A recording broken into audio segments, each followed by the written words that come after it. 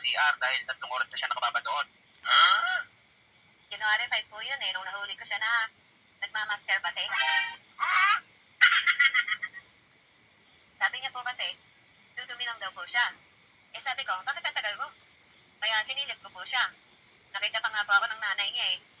Tinatawanan ko ako, akala kasi nagbibiro lang ako. Tapos pagsilip ko po sa kanya, may tinitingnan siyang picture ng babae sa Facebook. Hindi ko lang po maninaw kung sino. Tapos sabi ko sa kanya, uy, anong ginagawa mo dyan? Tapos sabi niya, wala. Tapos bumalik na po ako, sabi ko sa kanya, bilisan mo na yan. Eh, ang tagal pa rin po niya. Kaya sinilip ko po siya ulit. Ayun, doon ko na po nahuli na nagkaganon siya. Eh, sabi ko, bakit ang tagal mo dyan? Sige lang, lulo pa. What? Eh, sabi niya, oo, naglulo nga ako. Sabi pa naman ganun sa akin. Saan mo siya sinilip? Sa may siwang ng pinto.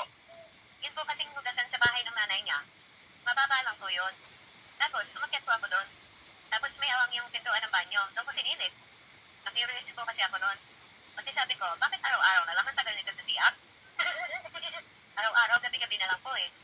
Eh, nung umaga po na yon, napagbigyan ko na po siya. Wow Kaya naman! sabi ko, bakit? Nagkukulang pa ba ako sa'yo? Sana Eh, kanino pong picture yung tinitingnan niya? Hindi ko po nakilala eh. Babae lang po na nakalugay po. Tapos may kulay. May kulay ang buhok, blondie, ganon. Ganun po po. Tapos paglabas niya, sinita mo. Sabi ko po sa kanya, umiga ka na rito, magulog na tayo. Tapos nagmamatikit pa rin po siya kahit alam niyang mali siya.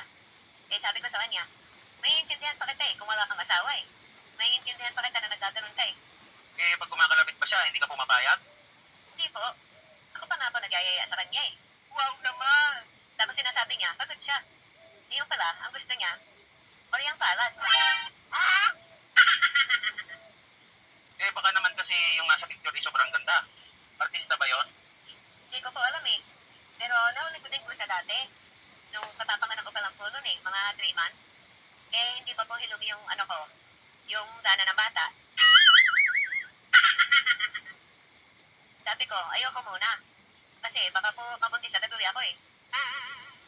So, ang dahilan po, kaya po kayo sinaktan dahil sinira mo yung cellphone niya. Opo. Kasi paulit-ulit na po siya eh. Kahit kapitbahay po namin, pinapantasyahan niya eh. What? 2 babae po. Pati naman kapitbahay. Grabe ka, sir, ha? Eh, paano mo nalaman, ma'am? Nahuli ko po. Kasi po, gumawa siya ng bagong Facebook account. Eh, nakita ko po, may mga search na pangalan. Kasama na rin po yung babaeng sikat na action star. Yung sa mga pelikula po na saksapan. Action star. Sa ibang bansa ba yan? Opo.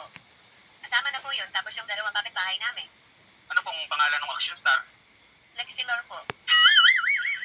Ano? Lexi Lor. Kilala mo yun, pare? Ha? Hindi ko kilala yun. Baka itong nanonood, kilala niya.